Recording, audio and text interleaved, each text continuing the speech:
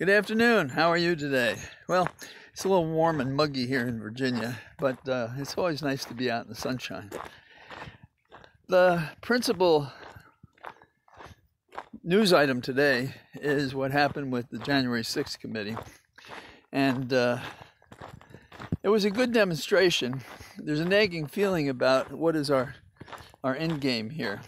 That is to say, what do we do with this information? Today the theme was, what did Trump know about the results of the election that made his claims of fraud themselves false, which he made in order to distort the process and perhaps prepare for the insurrection, claiming that the election was stolen when he knew very well that he had no business declaring himself the victor. Now, we had a series of witnesses today, and I can go through them briefly. I mean, Bill Stepien was a campaign manager for Trump. He spent time with Trump. He spent time telling him that he'd lost, and Trump decided to ignore it. And Stepien was aware of the fact that a drunken Rudy Giuliani had convinced, if there was much effort to do so, the president, then Trump, to claim he won, to go out and give that press conference. And everybody else on the staff was talking him out of it. There was also Chris Stirewalt, and he had been working for Fox, and he'd put together quite an assembly of people for election night. And Fox, ironically, was the first to call one of the critical states, Arizona, for Biden. And that set the whole White House on end. And of course, this cost him his job, and he continued to write about it. But he was proved to be right when he jumped the other networks. And he said that he had in place a method of analyzing how the precincts were going so that he could make that prediction. He was very comfortable with it, and it was proven correct. There was also Ben Ginsberg, who was an election law expert, who said that he looked at all the various states and that there wasn't the kind of fraud that Trump was claiming, and that he was told that, and he knew that, and one of those states, of course, was Arizona.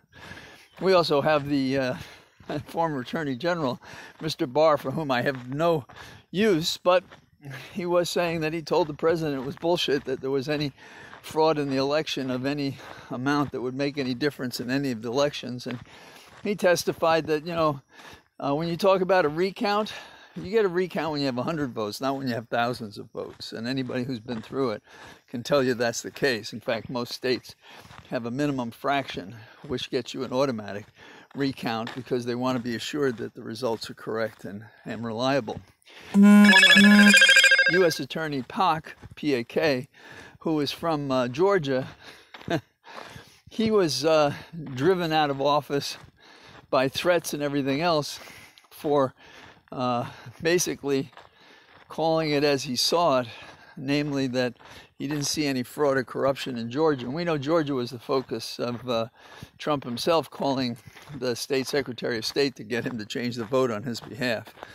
And finally, there was Al Schmidt, who was on the council in Pennsylvania, and he worked for an election, and he couldn't find anything wrong with the results there, and he's been hounded and threatened in every other way. And the theme that you get through all of this is that people are leaned on right in the most critical ways. And I'm not going to say mob, because mob is, you have a conversation with somebody and say, oh, you have such nice children. And it'd be a shame if anything happened to them. And there has been at least one conversation a woman gave in a different context in this election. So what do we have? My old boss, Zoe Lofgren, and I worked with her as her special counsel when they had the impeachment of Clinton. We defended it based on the fact that if you assume everything that they said, it wasn't itself an impeachable offense because it was so personal. It may have been wrong and terrible and stuff like that, but it wasn't impeachable. And I worked with her on different legislation, including gun legislation, and I was her chief of staff.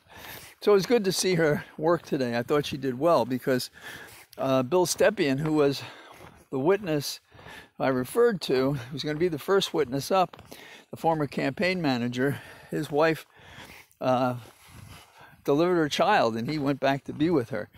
As I understand it, he's also representing the candidate who's opposing Cheney back in Wyoming. So that's kind of an interesting aspect to this.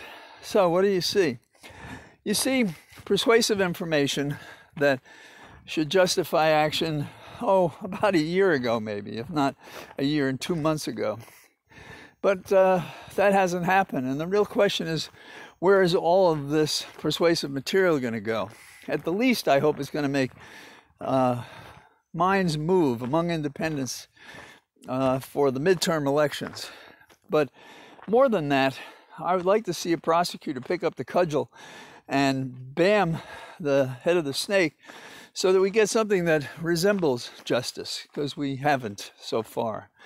There has not been an accounting by the worst, including Trump at the head of this conspiracy of dunces who would go out and do the things they've done to compromise our democracy, and then to glibly forget, even when they have, among Republicans, criticized, forget that and then support what Trump did and pretend it's all sorts of other things. There's an evil loose in America. It's almost entirely in the Republican Party. And these people don't deserve to be in office because they've defied their oath, they've compromised our democracy, and they stand by silence or action for an autocracy which is intolerable in America. So I'm out and stretching my legs, and Holly is doing well. She does better and gets stronger every day. Some days she has a setback because she works so hard, and we're working that problem through. So it's nice to talk to you. Hope it's not muggy wherever you are. And on to the next hearing. I think it's Wednesday. All the best. Bye-bye.